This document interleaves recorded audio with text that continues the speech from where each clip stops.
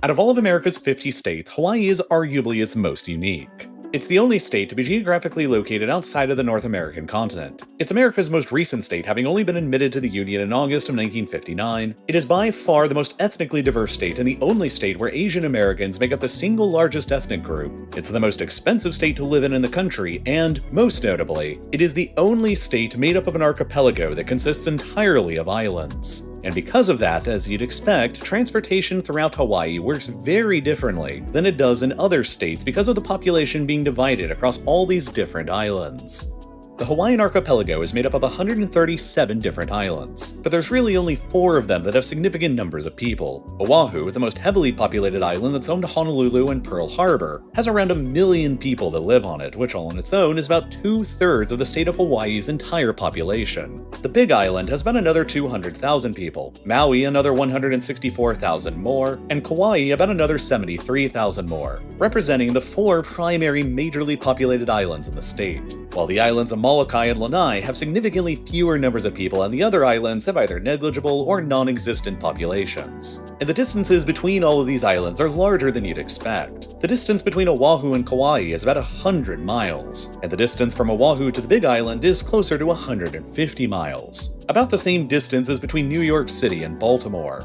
And because of the distances involved here between all of these islands and population centers, the only way to travel between them is by either flying or taking a boat. But it might surprise you to learn that as of right now in 2024, there isn't a single ferry service or regularly scheduled passenger maritime transportation option between any of the 4 main Hawaiian islands. And people very rarely travel between the islands by boat. In fact, the only regularly scheduled ferry service at all in Hawaii today just operates between the relatively nearby islands of Maui and Lanai. And that's it. Instead, if you ever want to travel between any other islands in the Hawaiian archipelago, your only realistic option is to fly between them. And so, virtually all travel between Hawaii's main islands is dominated by very short-haul flights run through carriers like Hawaiian Airlines.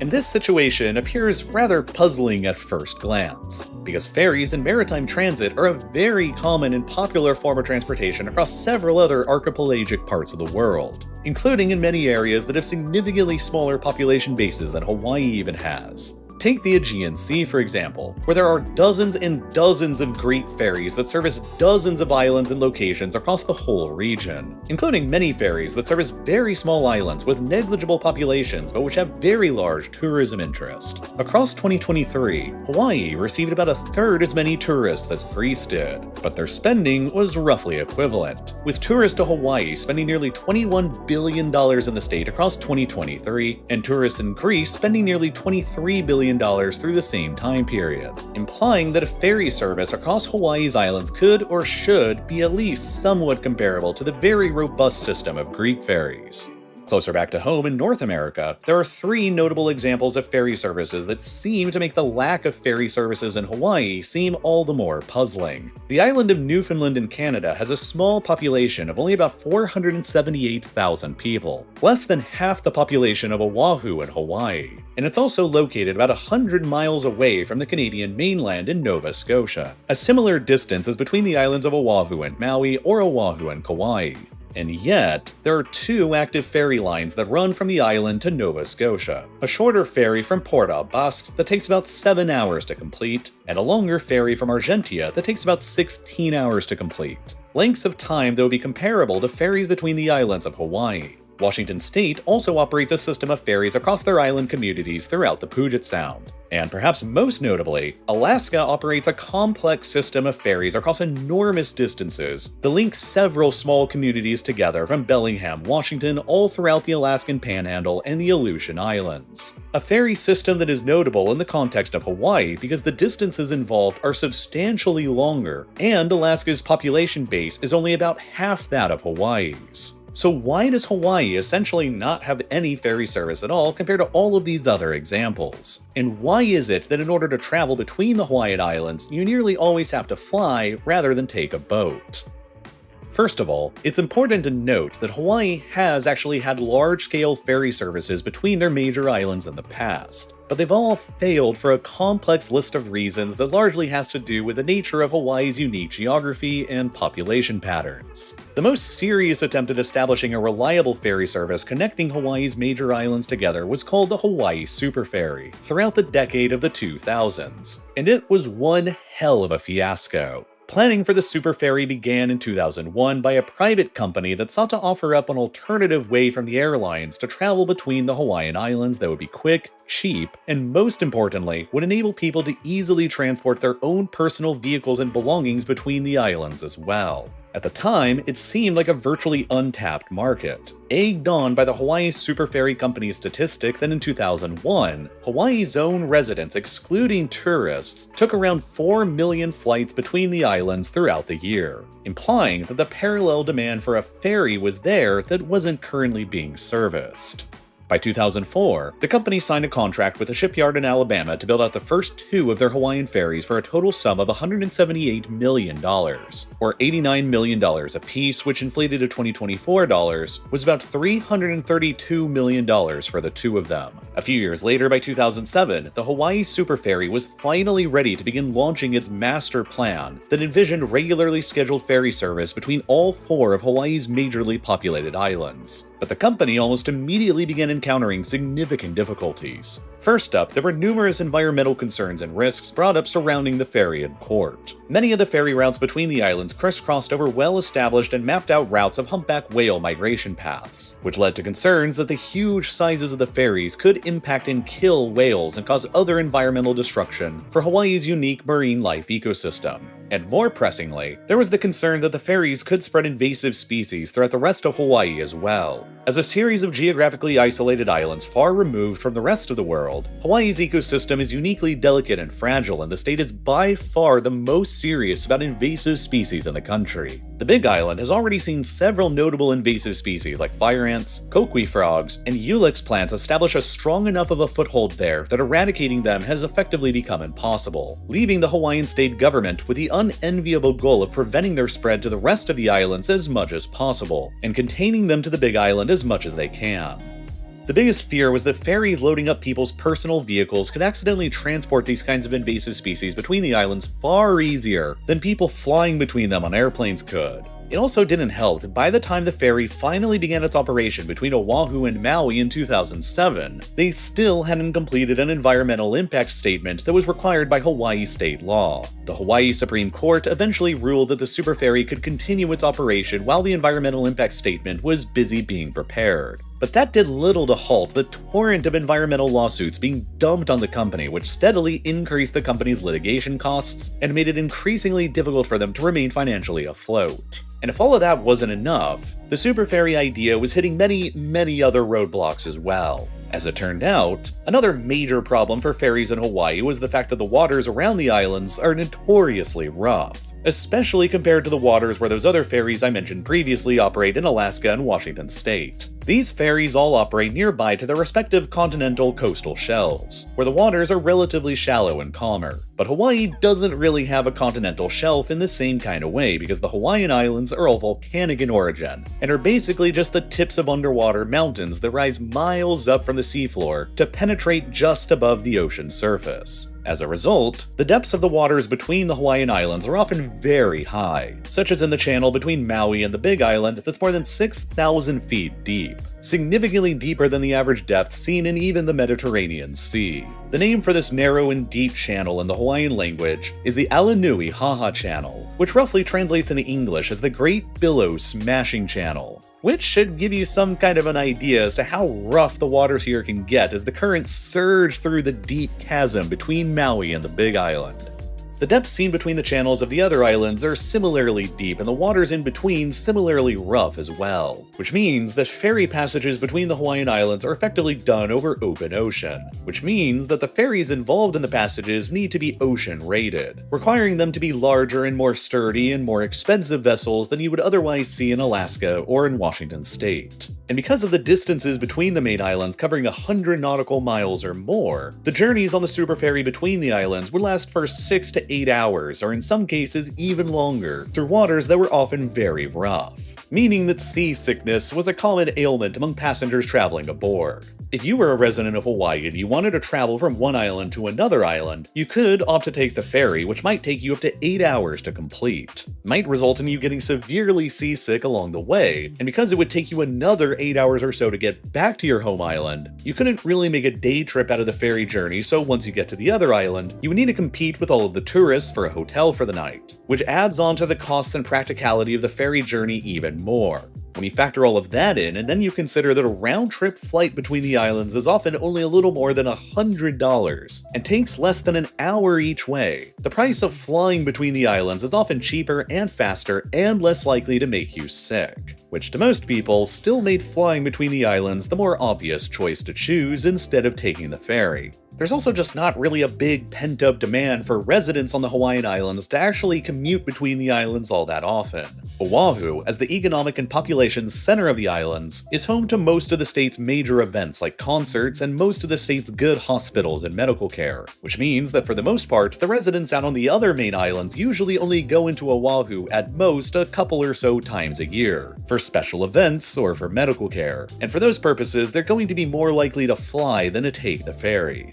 As a result, it was perceived by a lot of Hawaii's residents that the people most likely to utilize the inter-island ferry service were going to be tourists instead of locals. Tourists who would bring their rental cars with them from Oahu and clog up the more limited infrastructure and roads on the less developed major islands, which led to a lot of the residents on the islands of Kauai, Maui, and the Big Island fearing that the ferry service would contribute to further over-tourism of their islands, and led to a lot of opposition against the whole concept. In the end, the Hawaii Super Ferry originally planned to establish regular and reliable ferry service between all 4 of the main Hawaiian islands, but only managed to establish service between Oahu and Maui because of all of these compounding difficulties. And due to all of those problems, along with potential lobbying from Hawaiian Airlines and rental car companies who were probably concerned about losing out on inter-island market share to the Super Ferry, the whole project wouldn't even survive for more than a couple years. In 2009, less than 2 years after they began their service in 2007, the Hawaii Supreme Court ruled that their previous granting of the Super Ferry to continue without the full environmental impact statement being completed yet had been unconstitutional, and the ferry service was immediately halted. Up to that point, the Super Ferry had only managed to transport about 250,000 passengers between the islands that it serviced through the 11 months when it was allowed by the courts to operate, which was well below the ferry's break-even costs and well below the volume of passengers flying between the islands on the airlines. For reference, air carriers between Honolulu and Kahului, the largest city on the island of Maui, fly about 4,890 seats between them each way per day, while a 2017 ferry feasibility study conducted by the Hawaii state government concluded that even in an optimistic scenario, a ferry would only be capable of transporting 11% of those same numbers of seats along the same route. Shortly after the courts ordered the Super Ferry to halt its operations over the environmental concerns in 2009, the writing for the Super Ferry was on the wall, and the company immediately suspended all of its services and let go of all of its employees. Within months, the company would declare bankruptcy and it had abandoned both of the ferries it had acquired. Eventually, both of the company's ferries would be acquired by the US Navy in a fire sale for just $35 million. A tiny fraction of their original $180 million price tag that the company had paid for them. The entire debacle and catastrophic failure of the Hawaii Super Ferry that saw hundreds of millions of dollars basically lit on fire has essentially ensured that nobody else will ever try establishing another ferry service in Hawaii for at least another 1 or 2 generations. And besides for the geographic and economic constraints standing in the way of another Hawaiian ferry service trying, there's also significant legal obstacles standing in the way as well. One of the strangest set of laws that still exists on the books in the United States are the 1886 Passenger Vessel Services Act and the 1920 Jones Act, which basically both stipulate that vessels operating within U.S. waters that transport passengers or cargo, like ferries carrying people and vehicles, need to have been built within the United States and also crewed by an all-American crew. These laws have essentially established a sort of maritime protectionism scheme within the United States for more than a century now, which forces American ferry and logistics companies to only purchase their ships from American shipyards, which have been coddled and globally uncompetitive for more than a century as a result, since they have a captive customer base, which means that prices are always artificially higher. The Hawaii Super Ferry purchased their ferries in 2004 from an Alabama shipyard for $89 million apiece, or $166 million apiece in 2024 dollars. In 2019, the same company that built those Hawaii Super Ferries announced that it was building another even larger ferry with double the passenger and vehicle capacity at one of its non-US shipyards for only $116 million in inflation-adjusted 2024 dollars. Tens of millions of dollars less for a ferry with double the capacity. This means that establishing ferry services anywhere in America, and especially in Hawaii, where the additional requirements for open ocean rated ferries are geographically costlier than they are elsewhere, are legally and artificially more expensive than in other countries as well. That 2017 ferry feasibility study commissioned by Hawaii state government that I mentioned previously ultimately concluded that while establishing a ferry service in Hawaii is still technically possible today, it's not really economically feasible for a huge variety of reasons. Hawaii residents polled as a part of that study showed expectations of a ferry service that don't really match up with current technologies or economic realities. They generally expected that a ferry service between Honolulu on the island of Oahu and Hilo on the Big Island should take no longer than 3 hours to complete in order to be competitive with simply flying. But the study found that even a ferry operating at a speed of 40 knots an hour along that route, faster than recommended for the rough oceanic conditions in the area, would still take nearly 7 hours to complete, more than twice as long as most residents expected. The study ultimately concluded that the costs required to upgrade Hawaii's harbors to accommodate passenger ferry terminals, the costs required to establish agricultural screenings between the islands in order to prevent the spread of invasive species, and the costs that would be required to acquire the ferries themselves and to maintain their operating costs for years do not match the limited demand for the long travel times between the islands that the ferries would provide. The ferries would simply be uncompetitive against existing faster and cheaper air travel between the islands, and as a result, the study concluded that if a ferry service was going to be successful in Hawaii, it would have to be at least partially subsidized by the state government just in order to stay afloat.